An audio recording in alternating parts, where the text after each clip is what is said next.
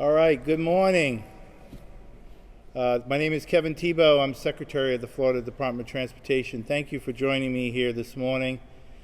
With me here today is some special guests and really our partners. A lot of them are with us either in our ports or with our legislative delegation. So with me here is Captain John Murray, who is the Port Director here at Port Canaveral, Eric Green, who's the Port Director at Jacksport, Jonathan Daniels, who serves as the Port Director at Port Everglades, Juan Carrilla, who serves as the Port Director at Port Miami. We're very fortunate to have a couple members of our legislative delegation here, Senator Debbie Mayfield and Senator Tom Wright. I also know we have representatives from Congressman Posey's office here as well, so thank you all for attending here today. You know, Florida seaports are vital for the economy of our state. Florida is home to 14 deepwater seaports, which provides essential cargo handling services to support the operations of our businesses. You may not know this, but the car you're probably driving and you got here today could have come through our dealership via the Jacksport. Or the fuel you used to get here could have come through Port Everglades. Or the package you received in the mail yesterday may have been shipped through Port Miami. And the rockets we see here blasting into space often land back here and return here in Port Canaveral. So Florida seaports create primary, secondary, and even tertiary economic activities throughout the nation. Our seaports are especially useful globally because of Florida's unique position and our convenient location for east-west trade due to our proximity to the Panama Canal. And we are a crucial location for the shipping routes along the east coast of the United States. In Florida alone, seaports have $17.6 billion of economic impact and support more than 900,000 jobs either directly or indirectly. So over the past several months, we have heard from our seaport partners about being excluded from previous relief packages from the pandemic. Understanding just how critical those and they are to our economy, the Governor DeSantis, recommended using $250 million of the American Rescue Plan Act and the Coronavirus State Fiscal Recovery Funds to go towards our seaports to assist them in their recovery. I am grateful that the legislature supported this recommendation to invest in our ports. This is an important and wise investment because every dollar that is invested in our seaports yields around $7 in revenue. Since seaport infrastructure lasts for 30 years, the infrastructure that we are funding today will definitely benefit generations to come. So, the American Rescue Plan Act provided guidance for the use of the funds, and distribution amounts were determined using information received from the seaports to help stabilize their operations and enhance infrastructure. So today I'm proud to announce the specific awards by port. And I will tell you, the four gentlemen that are here today have no idea what that number is.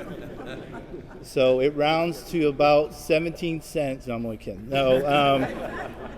So first, I'd like to recognize Jacksport. We have a check here for more than $13 million for Jacksport.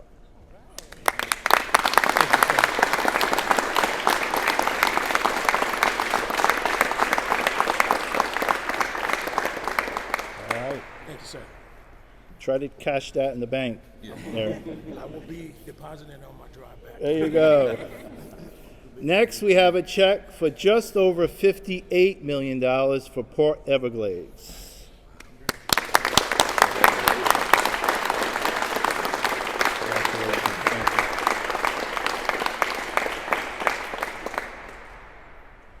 Thank you. We have a check for nearly $67 million for Port Miami.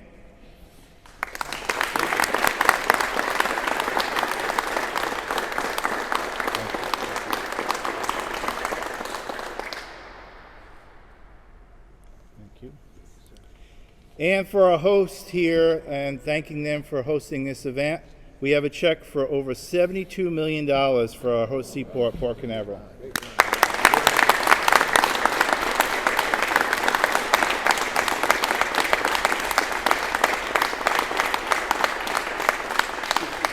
So John, I'll hold this for you so you can say a few words if you don't mind. I would like to. Thank you. Yep, go ahead. Thank you, Secretary Thibault. That's quite a surprise. You did keep that under the lid there pretty well. I'm John Murray. I'm the CEO here at Port Canaveral. Just say a few words about this great day.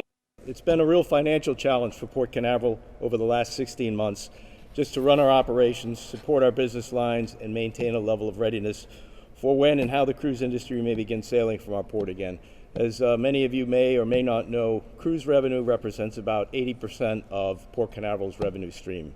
We're not just a cruise port, we're a cruise and a cargo port, but this beautiful facility that we're in today is funded and financed, and we pay for these type facilities through the revenues from our cruise operations. When the cruise operations stop, we stop building, and essentially that's what we've been doing for the last year as we've ceased all of our capital construction projects, and this will really help us get back on track. Seaport infrastructure is very complex, difficult to build, expensive to maintain. Our cargo and cruise terminals, buildings, and berths must be designed and constructed to endure the elements of the harsh saltwater coastal environment, high winds, and tidal changes. Our operations are continuous, and maintaining our assets is a constant challenge.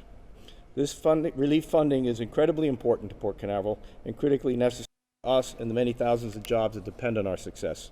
Our role and responsibility as a major economic driver for the state of Florida could not be fulfilled without the partnership of the Florida Department of Transportation and the strategic investments that agency has made to assist us in growing the port. We remain steadfastly committed to reviving the economic prosperity we've delivered for decades to our surrounding community, Central Florida region, state of Florida. I just want to say thank you to Governor DeSantis, Secretary Thibault, our legislative delegation that supported this allocation through the Florida legislature, and our federal partners have also started at the very beginning because this money originated in Washington and it's been allocated to us by our Secretary and the Governor. So thank you very much to all of you, and have a great day. And I have to also say this is our brand new terminal. It's been finished a year. For those of you that haven't seen it, I encourage you to walk around. It is built for Carnival Cruise Lines for the ship that's behind us out here, the Carnival Mardi Gras, which will be sailing on its first revenue voyage on Saturday. So we're really excited. This is a great week for Port Canaveral. Thank you, Kevin.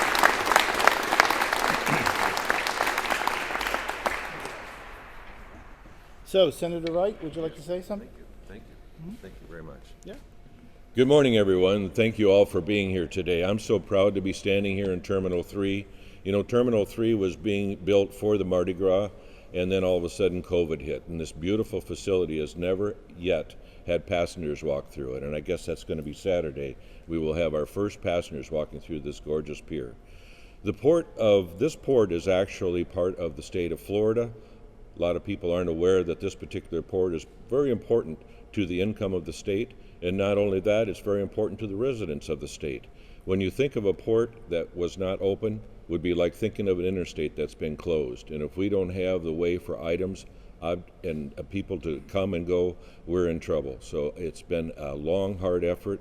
Captain Murray behind me, this is in my district, and I applaud you, sir, for all that you've done and all that you've done to keep this port alive during these very stressful times. So thank you all for being here today. I know that Senator Mayfield and I were very involved in the Capitol, making sure that the money that these folks needed to keep these ports going was allocated. And we're proud to be here today. And thank you.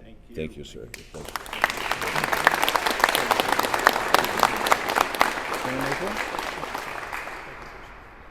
Thank you, Secretary, and I just really want to echo the words of my partner, Senator Wright. This port is very important, and I remember whenever COVID first hit, we did communicate with Captain Murray and the port to see what are your needs, what's going to happen, and you know, to their credit, they say, you know, we're going to be okay for a while. We have money in reserve, and we'll be fine. But no one anticipated this was going to go as long as it did. And when the need was there, we did step up to the plate and help out.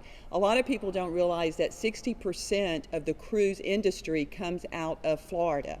So when the cruise industry shut down, it really hurt Florida's economy at the same time. So I want to thank the governor for his involvement in getting the cruise industry open back up, as well as his involvement in the funding to continue the improvements that are happening at Port Canaveral.